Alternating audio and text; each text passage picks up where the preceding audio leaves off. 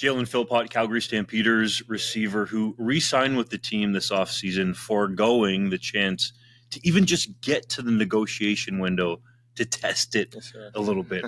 Why stay in Calgary, not go back to BC like a lot of people thought, or perhaps join your brother in Montreal? Yeah, man, just, coming off a big injury 2 years ago, it was just one of those things where I felt like I didn't want to close a chapter too early. I feel like I haven't quite reached my potential that I wanted to. I set high standards for myself. So there were some doors that I didn't want to close yet in Calgary. Obviously, we made some big signings, big splashes in free agency too, getting Flo Ormolade from Toronto, guy who I played with my first year. He's a winner. He comes to work every day, ready to work, and, puts his front foot forward. So it was easy, based off him. And then obviously with signing Vernon Adams, or trading for him, he's a guy that's just so motivated. He shows up every day. He's the first guy in the gym, last guy to leave the gym, first guy in the facility, last guy to leave the facility. It just felt like a no-brainer. It's one of those things where, he didn't have to say anything. He was just so motivated. You could just tell by the way he was talking that it was like, how can I not play with a guy like this? So the Stamps paid you pretty well too to do it, yeah. But there's that game there where you never quite know what kind of money you could have got 100%. On the open market. How do you deal with that as a player with intriguing upside coming off a rookie contract? Yeah, money, I feel like that was one of the big questions I get to, how do you feel differently with the money? But it never really was one of those things where I paid attention to it as much. I just felt like if I went out there and I performed, all that stuff will take care of itself. So the selling part for me with Calgary was, how they wanted to use me. I mean, I feel like that was in the past, there's been some questions about how they used me, but they just really, showed me that when I'm healthy, they can put me in positions to make plays. And at the end of the day, that's what I really cared about. I wanted a team that was really going to invest in me. And I felt like that was the best move for myself. And I'm just so excited to just get back to Calgary, having gone to the University of Calgary. I really know what that city is like when the Stamps are winning and when the Stamps are great. So it's something that I felt like I haven't really experienced too much, and I really just want to bring back to the city. You mentioned the moves. You re-sign Flo Ormolade, the big trade, Vernon Adams Jr., arguably even a bigger trade. Yep. But the team has said that it's going to step up its game in supporting the players, especially after the Canadian Football League Players Association report card came out. How much did that show you that the franchise means business by 100%. Backing it up? 100%. And that's what I was looking for. They got to, if they're gonna talk the talk, you got to walk the walk, and I feel like they're definitely doing that. The energy is different in there. That's one thing that I've noticed past 3 years is that there's been a certain level of where they're holding guys and players, but that is kind of out the window, and the bar has gone up, and it's awesome. Like, it's the atmosphere that I'm looking for. Hold everyone to a certain standard. This is Calgary Stampeder football. Have been a fan of the CFL. What Calgary Stampeder football is, and what it is in the league. Everybody knows that. So just getting back to that and showing people that, the stats last year, we were in 14 of 18 games going into the fourth quarter, tied or winning the game. So, and that's against the Alouettes and, teams at Toronto who have gone to the Grey Cup. So it never really felt like we didn't have the players or, the personnel.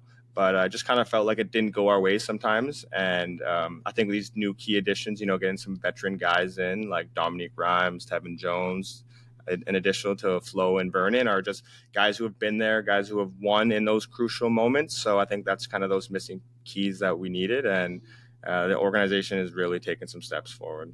How much has having hot breakfast available helping in the win category? Yeah, that definitely helps a little bit. Guys are going to be a little bit happier when they show up for sure. But, at the end of the day, man, this is professional football, right? We're all there for the same reason, and that's to win, and that's to show up and go to work. So as long as they take care of the little things, I think guys will be motivated to play. You've been putting in the work with Vernon Adams Jr., according to my sources, being Reggie Begelton. You guys got together for a week in Houston with the projected, let's say, starting receiver group there. What was that week like for you, getting to know Vernon Adams Jr. and working with him on the field? Man, that was awesome. He's just one of those guys, like I said, man, it's unspoken.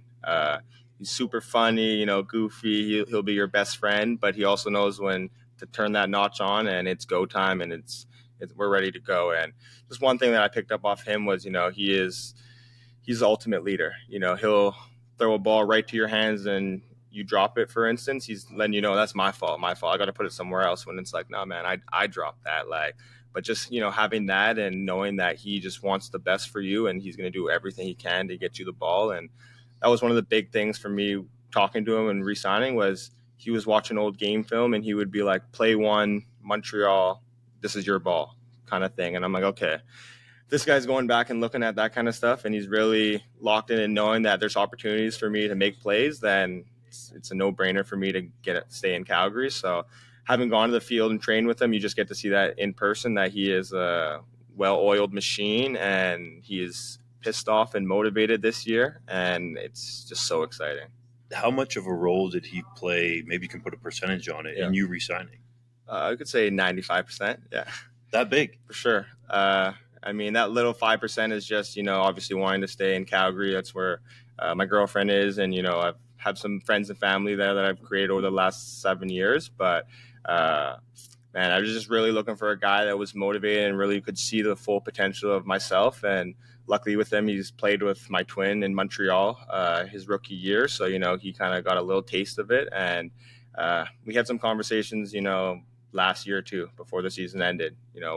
Everyone kind of knew there was something big that was going to happen with him. So, just talking to him and hearing that he was motivated and happy to potentially maybe come to Calgary, that was awesome too. So he is a big role player, and I'm just excited to see him get back to that MOP caliber. Why did you guys end up in Houston?